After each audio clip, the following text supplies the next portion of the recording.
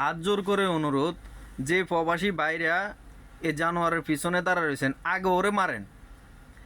এমনও প্রমাণ আছে স্বৈরাচার আমলিক সরকারের আমলে এ শালা দুবাই ছিল, এ হলো একটা বিশাল দালাল। কোনো লোক যদি দুবাই বৈশা যে আমলিকের বিরুদ্ধে কথা বলতো, এমনও প্রমাণ আছে এ বাংলাদেশ এম্বাসিতে যায় ওই লোকের বিরুদ্ধে মামলা করতো। মামলা কইরা বহুত লোকরে জেল খাটাইছে দুবাইতে, বহুত লোকরে দেশে পাঠাইছে কমপ্লেন দিয়ে। এ এ হইল সে আবু জাহেল। এখন বাংলাদেশে যাই প্রবাসীরা রেমিটেন্স বয়কটের ডাক দিতেছে, এটার কৃতিত্বও নিতেছে। আগে ওরে প্রতিহত করেন। আমরা প্রবাসীরা রেমিটেন্স বয়কটের ডাক দেবো, কিন্তু এই বিশাল দালাল না, এই বিশাল দালাল চাই না।